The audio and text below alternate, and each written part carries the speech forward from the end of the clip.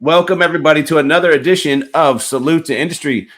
I love this interview here because I've got a chance to not talk to a corporation, but oftentimes we want to plug resources in the community.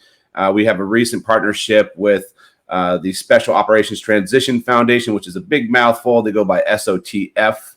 And let's talk and welcome to Tommy Stoner of the Special Operations Transition Foundation. Welcome, Tommy. You guys are serving the military's pro athletes, but before we break that down, let's congratulate you on your 29-year career and what you've gone through with the Rangers, Special Forces, Truist, and then congratulations on your recent move into the foundation as of 2020. Awesome, Don. Thanks. One thing I do got to correct you on, it's Special Operators Transition Foundation. Oh. Sorry about that. No let's jump into it. You guys have been active since 2013 and just growing year over year over year. And let's first start out. Tell me about the Special Operations, the foundation. Tell me about the foundation itself, how it got started. Yeah, so as you said, we started out in 2013, and really how it came about was some of the members from SEAL Team 6 had just returned from the Asadabad mission to go after bin Laden, and they had the opportunity to meet some business leaders from industry, and in having talks with these operators, a lot of these leaders are really shocked that these operators really didn't see a path for themselves outside the military. And you're talking about these highly capable, clearly type A triple plus performers, that incredibly intelligent, and a lot of them had just as incredible educational backgrounds as well, and they just didn't see how they could fit on the outside. Like they only saw themselves continue to be operators where they're contractors in government services. So they united to come together and build this organization to help provide the transition assistance for operators to leave their military career and go into whatever their next phase of life was, which is a professional career kind of outside the government or contract work. And again, that started in 2013. That's when the organization incorporated originally as Your Grateful Nation. And in 2014 is when the first operators came through. And there were four the first year, there were 7 the next year. And it's just incrementally increased. And before it was, one person with a cell phone with a team around them. And now it's become a true organization with lots of supporters. We changed our name in 2020 really to put our mission in our title. So that's when we went from Your Grateful Nation to Special Operators Transition Foundation. So there's lots out there have heard of this, before as YGN. And our trajectory is great. It's really on track this year to probably service 130 operators transitioning out. And we've had an incredible placement rate this year, a lot of it kind of exiting the back end of COVID, so some of those delayed transitions. But the reputation of the organization is pretty strong out there, a lot of word of mouth referrals. And a lot of folks making that transition as kind of the military starts to come down as well. And so overall, it's been really great. And again, we're on a great trajectory as an organization. Which is part of what we're doing here is trying to spread the word, get the messages out to the communities. And because it's really a niche audience that you serve, right? So hopefully we can do some good and get that word out there. But wow, you guys are really going to have a good level up. I mean, you've done over a few hundred people have transitioned through the program to jump to 130 as of last year. That's going to be quite a growth for you guys. It is, and like any organization, when you scale like that, you want to make sure that you're providing the same quality. That's our mission. We want to make sure that we provide not only the same quality, actually better. We want to increase what we're doing for these operators to get out. And the way we look at it is this. We've got to be successful in that mission, because the more successful we are in transitioning these special operations veterans out, the better things are going to be for them and their families. It's going to be good for business. And I am an advocate that the way we're going to solve veteran transition problems is veterans, right? We can't rely on anybody else to do it. We got lots of partners that are non-veterans to help us, but if we generally want to solve some of these issues that are out there, we've got to help each other be successful, because a veteran out there in the community in a senior position, is the best person to really be able to help with kind of veteran transition, veteran hiring, advocate for veterans. So we really want to make sure we're successful. That growth is like any organization's challenge. We've been able to live up to it. We're expanding the organization. Again, we've got incredible support out there, making partnerships with organizations like you, so that we figure out where there's support out there. We don't have to build it. We just link into others that have it. And again, that helps us both kind of expand what we're doing and make sure that we're supporting it in the same way we have over the last, coming up on a decade here. Yeah, and I hope we can be a great resource for you as well. And since we've been around since 2004, we've gone through that process, right? I mean, we've started out with the first 5, right? Or the first job placement, to where we just surpassed our 70,000th job placement. We hit 10,000 last year, which was a big stride for us in growth as well. But as many as we can handle, right? So before we jump into the program a little bit, let's talk about the niche, because it's a very niche audience that you guys serve. Let's just recap for those out there listening, who that is specifically. It's the special operators, but can we run through? I mean, we're talking about the Green Berets, SEALs, Delta Force. I don't want to leave anybody out. You know this better. We got Marine Corps special, Marine Corps guy, myself, special operations with Marine Corps. Who else is in that list, in that category? Yep. So it's those folks that have been in the special operations community that have been through a selection and assessment. So you hit it. It's Army, Green Berets, the Special Forces, the Ranger Regiment, the Navy SEALs, the aviators from the Air Force and Army Special Operations community, the Marine Corps Raiders. We do support the community, the intelligence community. So those like case agents who have been out there. Again, it really comes down to that selection and assessment process. Because for us, that's really a differentiator for us in terms of the talent pool that we're working with out there. Again, it's niche. If we do get people that come to us that really don't fit that profile, we still always do an intake call with them. Yeah. Do exactly what you're doing. We send them over our way, right? We refer them to other organizations, and it's not an exclusionary kind of turning our nose up or anything like that. My team, as myself, I live up to what a great Sergeant Major told me once: is you always take care of soldiers, and you always have time for soldiers. So we bring everybody in on an intake call. We talk about transition. We counsel them on transition. And then we actually partner them if they're really not qualified for our program. We partner them with other organizations, and we make sure that's a positive handover to that organization. Because again, there's tons of resources out there, and what we're finding is a lot of veterans just don't know how to navigate the thousands of things out there. So we try to take that on a little bit and kind of act as air traffic control for everybody, whether it's internal to us or whomever come to us and ask for assistance and advice. And that's true across the board for most charities in the space. You have to triage, right? And it's not off because we focus on the employment piece, like you guys, it's not all about employment. There's a lot more that comes with that. If we really start unpacking that, I mean, everybody that comes in the door, we also, address that with them, because it's a conversation to be had about what's going on in life, where you at. There could be some other barriers to employment, right, that we have to uncover as well. We don't have to, but we tend to. It's just part of comes with the territory, right? So we do our part. Well, let's jump into the program. I appreciate you walking through the audience of who you serve specifically. Before we jump into the program, so I want to make the point, and unless this has changed from my research, you serve the transitioning component only and not the veteran, correct? Just because of the resources and time and availability? So we put them through the transition program, and then we stay with them. So they join our alumni network. But veterans who have been out for a while coming to us, we don't have the capacity to support everybody who's already transitioned. So our focus right now is just on those in the process of transitioning. So kind of plugging the dike, if you would, in terms of that transition support to make sure those coming out have it. And, if capacity grows, we may change that. But right now it's mainly a capacity thing. So we stick to those active duty who are transitioning.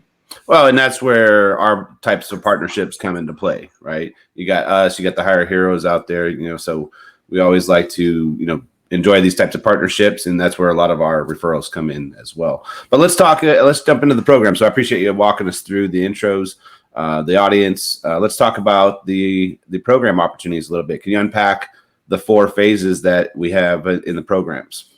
Absolutely. So what we do with all our candidates is we bring them into our phase 1 assessment program.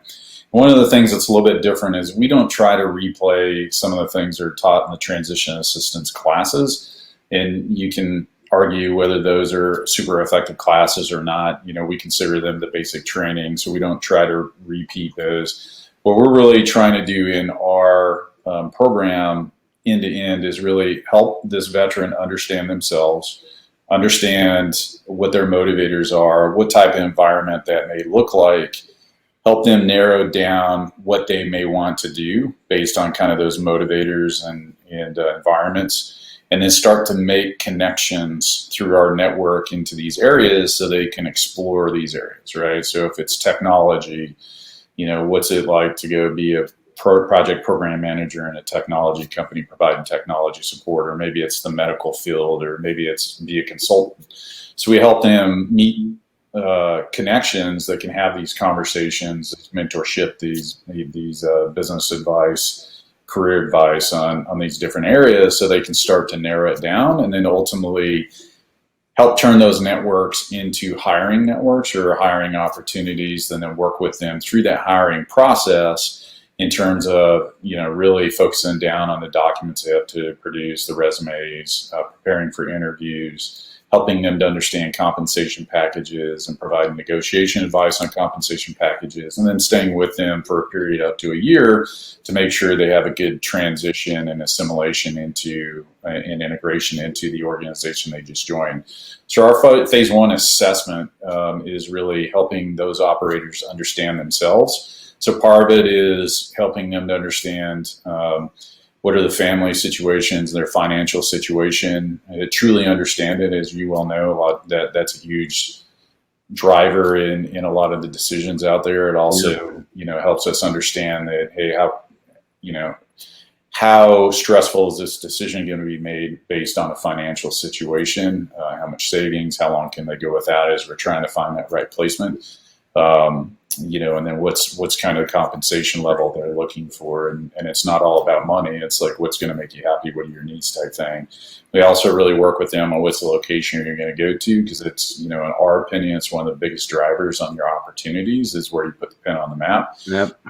And then we go into an executive coaching portion where we have them work with their executive coaching staff to really start to understand themselves. And it's amazing that we've got 30-year operators who have been in special missions units who come out and say, like, wow, I really found out a lot about myself. And typical where you get the profile and you're like, that's not me. And I always tell people, well, ask your wife, show it to your wife and ask you if that's her. Because it's important for them to really understand themselves, because it's a different understanding than they identify themselves as. For example, you're a Marine. You identify yourself as a Marine, there's kind of norms and behaviors. Even if, you're Don, you're a guy, but you're also kind of a Marine and there's some drivers around you. But this kind of peels that away and it gets to the kind of core person underneath there. And it's like, how do you interact with others? How do they perceive you? What are your internal, external motivators? What type of environments you want to be in? And that starts to paint a picture of who this operator is. And then we can work with them to say, look, here's you, and based on this, here's the type of environments you want to be in. Do you not go to a big Fortune 500 corporate headquarters because it's going to be like working in the Pentagon? You probably need to find a small company. So we can use that to start to steer them towards the right environments, and also have discussions with, hey, do you want to build new things? Do you want to kind of maintain things and run, bring order to chaos? Do you want to go sell things? Do you like closing deals? We've got a lot of folks that do Intel operations, and Intel operations are nothing but the ultimate sales job if you're running human sources, right? Trying to get this person to kind of give you information. So if you can close that deal, you can probably give you a pretty good salesman. And so we take these things and we help point people towards different functional areas and potentially different industries based on those attributes and skills they have. And ultimately what we want to do out of that is once they have that kind of direction, at least, and maybe it's a major compass heading, or, hey, you're kind of heading this way by 360 degrees starburst, we can then start to really specifically start to translate those skills, attributes, and experiences. So for example, somebody says, hey, I want to be a project manager, you can start to extract all the things they've done that have been project management type orientation, or those other skills that a project manager needs, and be very crisp in kind of how they describe themselves on paper, like a resume, but also how they pitch themselves, right? Because what we're trying to get them to understand is that all of this is about you being able to deliver a statement of value to others, right? And so that when you have a conversation with somebody, whether it's a networking session or you're writing in your interview, immediately people are seeing value. So it's this process of understanding, and it is exactly why we don't run classes like how to write a resume on the front end of this, because you can't write a good resume until you fully understand yourself and kind of direction you're going. So this is a process of discovery to get to, because when you come out of this, you're like, okay, here's what I think I want to do, and here's my value, right? Hey, I've been a platoon sergeant in the Marine Corps Raiders, and I've done all these things. I've built teams, I've done this, I've managed schedules, and they can talk about it, in relative to the function they want to go into. Well, it's a mental mind shift. As a former life coach myself, I was doing life coaching with transitioning vets and injured vets specifically, because it is a mental mind shift, because we're so caught up in this image of who we are, whether it's an operator or as a Marine.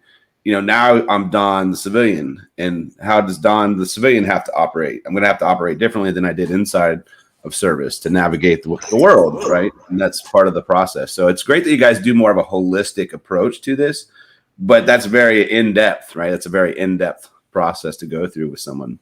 It is, and it's kind of why we have to constrain our population, just because really the resources and time at hand, being honest about it. But it's a process, honestly, that a lot of the veterans, if kind of they understood this process, can really do themselves and with some other assistance out there. Mm-hmm. But ultimately, once we get out of this phase one, they have an idea of the direction they think they may want to go. And it may be two things. Maybe I want to go into sales or project management, and they're still trying to decide. But you started to narrow that down. But right? You're narrowing it down, right? Because it's kind of like the Afghan death blossom, 360 degrees. I was one of those people coming out. It's like, I have no idea what I want to do, no idea where I want to live. I'm just going to fly. It's a big world out there, right? Yeah. Right. It's like rifle marksmanship. In order to hit a target, you need to start aiming towards a target, right? So you got to take it from this death blossom down to a very focused, you're pointing at a target, right? So coming out of that phase one, they have a value, they have a direction, and that's when we can start pairing them up with these career coaches and mentors. So when we say career coaches, somebody's working in this industry. For example, say somebody's like, hey, I want to go into finance and be a private wealth advisor. I think I want to do that, but I don't know much about it. We can actually pair them up with people within our network that they know our organization, they know our veterans. We work with them to be good mentors and partners. When they have these discussions, it's a safe discussion, that they're starting to speak the same language. And when there's language gaps with the military, people like, hey, I was at OEF and I was a task force commander, on RC South, and they started to figure a little bit of that out, and they can be like, hey man, don't say that. Here's what you're part of this medium-sized business organization where, so they can start that process, but they can learn about this industry and this function, and then they can, start doing course of action selection. Hey, that doesn't sound like I'm a good fit or whatever, and they can pivot. And we continue to have those conversations in this phase two exploratory phase until they're narrowed down into, hey, I really want to do this, and here's kind of the industry, and we've got a location area or a region at least. And then we can get really specific, and as they get closer to their transition timeline, we can help them flip those networks, if it already hasn't happened, into hiring networks, right? So, right. And if they're doing this correctly and they're working diligently, they've already got people interested in them. The other thing we incorporate is also the DoD SkillBridge program. Right. So we build that into their timeline. So, hey, if this is your transition timeline, and we bring these folks into our program a year to 15 months out. That's our kind of our sweet spot. So we have them add that SkillBridge into their timeline. So they get to the point where they arrive at the end of their exploratory, hey, either they're ready to transition and go into this execution and get a job, or get their skill bridge, which ultimately we want to transition into a hiring opportunity, or at least refine what they want to do. That execution phase is really the shortest phase. That's that window of 90 to 120 days before they're actually getting out, when employers are really serious about hiring them. But by this time, you've narrowed down the field, like you said, the geography, the interest, who they are as a person. So you can get very specific at this time, right? That's right. That's right. So, hey, it's like, hey, I want to be in Nashville. I want to be in the medical industry. I want to be on the sales side. So that's when you can be really serious, right? That's when you're like, okay, we look at our network of folks and we have very deliberate conversations with, either hiring managers in those areas, or have them get networked in, or help them screen out opportunities they may find online or get referred to. And that's where we go into this preparatory phase, where now we can really crank down on their resume. And they've been building resumes. Everybody always asks for a resume when you're doing networking, but this is when it really counts, right? Like, now you can be laser focused on this. We can be laser focused on their pitch statements. We can help them with their interviews. We had one candidate, we helped him with 12 interviews. It's kind of a record for us. Did an interview, after action review, helped them prepare for the next one. And the company was doing exactly what a good company does. They were making sure they get the right teammate into their organization. And they had panel interviews, individual interviews, case interviews. So he got the gamut of all those, but we were there to kind of help navigate that, right, and provide that. It's a process, especially in this environment. And for those listening, today's July 8th, 2021. I mean, we're still post-COVID. There's a huge flux of people coming back into the workforce right now. They could be choosy, and these higher level paying jobs, they could be very choosy. And there's a lengthier hiring process to this right now. So it's part of what we're seeing. It is. And we tell people to brace themselves that the hiring process, like, once they're actively in it, it's probably going to go 60 to 90 days for kind of these more senior, well-paying roles. So, and that goes back to why we're very adamant, like, what's your financial situation? Because what you don't want to do is be, hey, if I don't get this job and I don't have something 30 days after I retire or ETS, then I'm going to lose the house. So that forces people to do suboptimal things, make suboptimal choices, which has a life cascade, right? So we want to work with them to be prepared well in advance and, steel them for this period. But if they're doing it right, they're going to get the opportunity. The vast majority, 95% of our fellows within our program have an opportunity ready for them when they actually transition. And then that other 5% is really on the horizon. And then we've had a couple that, just because of where they're going, the location put on the map and what they're being very specific about, it doesn't manifest right at transition, but they've all been ready. Like, hey, I'm good for, 90, 120, 6 months, whatever it is, looking for that right opportunity because they're prepared for that. And every veteran can, if they start thinking about transition early.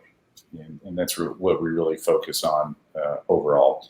And then once they get an offer, and they're going to get an offer, we help them evaluate it, because service members, for 29 years, I never got to negotiate, my salary. So it's just a foreign concept. So we help them understand right. what direct compensation is, other incentives like 401ks or long-term incentives. We help them evaluate it, whether you're getting options in a company, like if it's a startup, because it's just unknown. And somebody may say, well, this is a $130,000 offer and this other one's 120. I'm going with 130, and they overlook that they're getting a percentage of the company that's non-divisible. And this company takes off, they could be millions of dollars in the future. So we've had to have those discussions. But a lot of the time, it's just helping them navigate the base compensation and where they can negotiate back and forth on. So we help with that. And then after they transition again, we just touch base with them to make sure they're doing okay in their integration and assimilation. I'd say about 10% of our population has something that goes on after they actually join the company. We've had mergers and integrations happen. We've had the person that hired them, leaves the company or gets promoted or whatever it is. We've had job descriptions, what they get layered onto them once they join, which is pretty common. You're high performing, you get more stuff handed to you, but how do you have that conversation to go back and talk about that? So we help them navigate those post-transition conversations, and then they join our alumni network, and really we have our alumni come back and be mentors for those coming in the program. Absolutely, yeah. A lot of times you get, particularly with more senior veterans such as myself, you view yourself as a service member, right? 20, 25, 29 years, you view yourself as a service member, whether it's Army, Navy, whatever it is. And you can't envision yourself as a consultant at a big 5 consultant company, or, hey, I don't envision myself working for a major company like Amazon or UPS because I was an infantry sergeant, Sometimes it's just having somebody come back and say, no, you can do this too. And let me tell you why you can do it. Here's all the skills and attributes you picked up that you can use to join this or to use in this company and get this opportunity. The one thing we're very cautious about is, we tell people, just because you're a veteran, nobody's going to hire you. They're going to thank you for your service, but don't expect them to hire you just because you're a veteran. Right. Yeah. You need to understand what value you bring to an organization, understand what your gaps are, highlight your value, and help communicate how you're going to close those gaps. Because that's how you get people over the hurdle to hiring you, hiring managers to hire you. But we're very big on, just because you're a veteran, nobody's going to hire you. On the other hand, we're also adamant with our corporate business partners that we don't want gratuitous veterans jobs, right? So I know you've probably bumped into it as well. We get a lot of companies that have a ton of roles they really want to put in front of veterans, and the vast majority that I found in most companies are very much entry level, and which is great. But as I tell companies, you got a lot of different stratified layers of experience coming out of the military. So, you kind of, if you're going to hire veterans, how are you going to accommodate all those different experience levels? And so we cautious people, just don't, evaluate veterans programs, and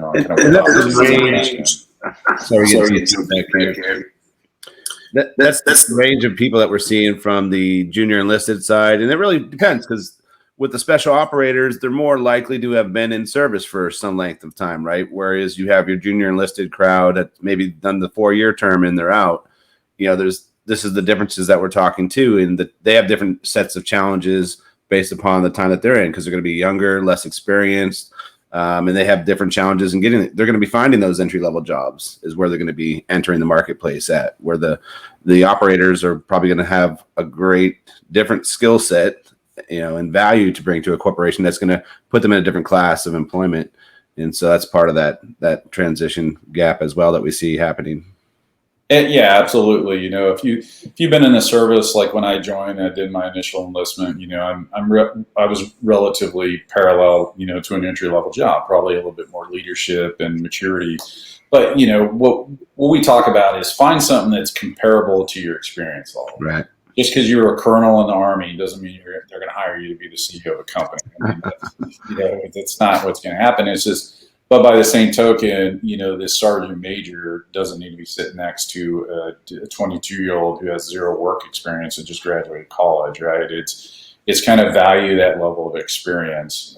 Veteran needs to know how to communicate that relative to that function, and then the business partners, we work with them to understand kind of the value and kind of levels of experience and skills and attributes at the different levels. And I think we've been really good with our partners on helping to navigate that. And again, it's a self-awareness on both sides, the veterans and the business. So at the end, it's the right placement for both, and that's a win-win when that happens.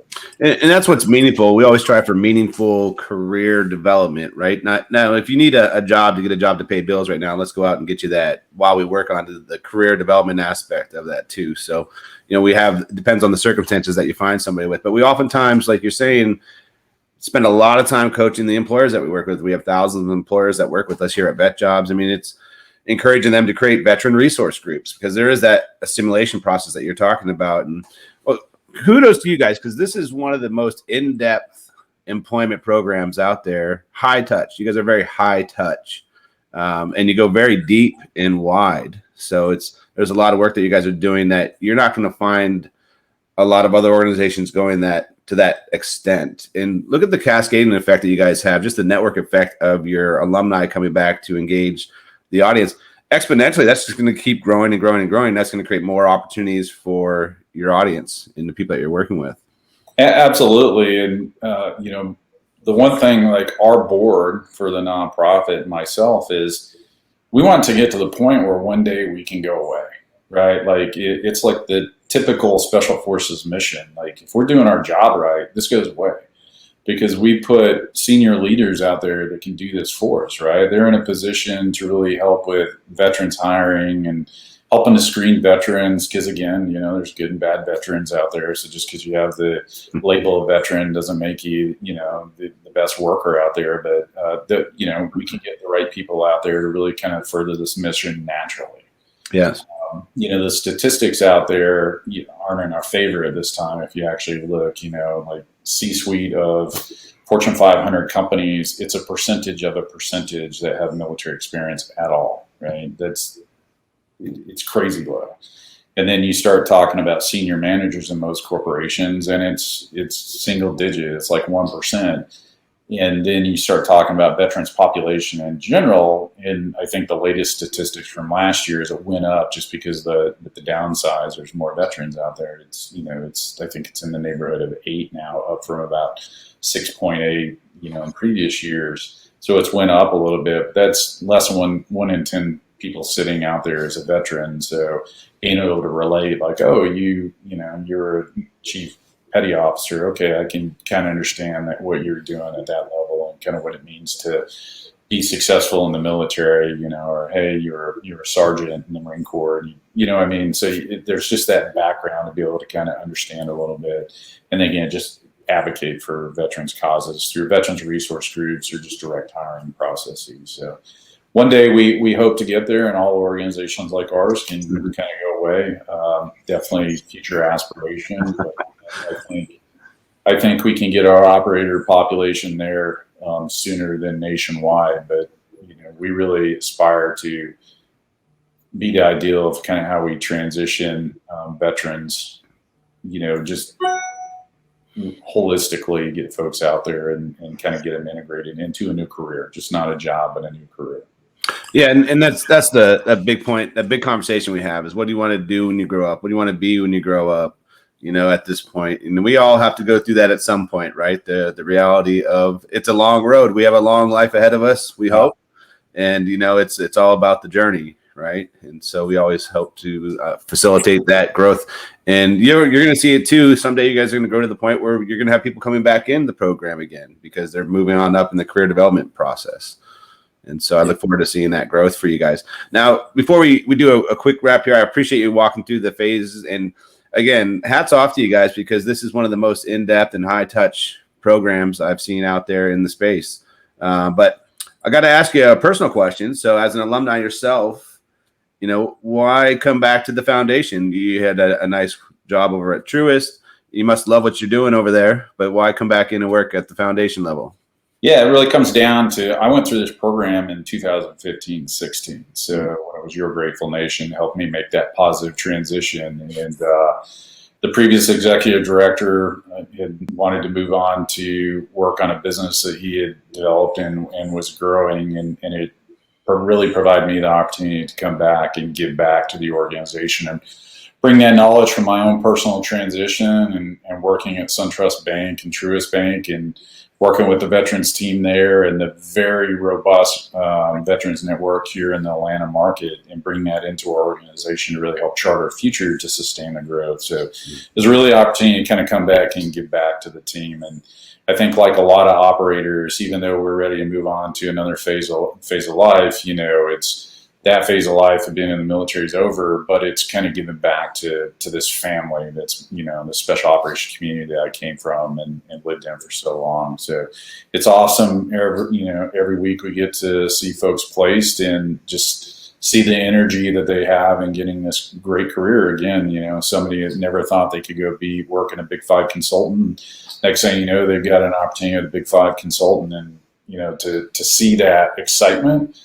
And then a year later to, talk to them and talk to their hiring manager, and they're like, "Oh, this individual is doing great." So it's kind of being back around service members again, but differently. If you get down to it, it's life changing, and it's phenomenal to see that impact that you have on somebody's life, from a personal level, because it's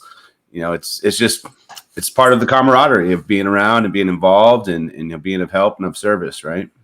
Absolutely. And you start talking about some of the veterans things out there, like, the suicide thing that everybody's thinking about, but a lot of the veteran kind of depression.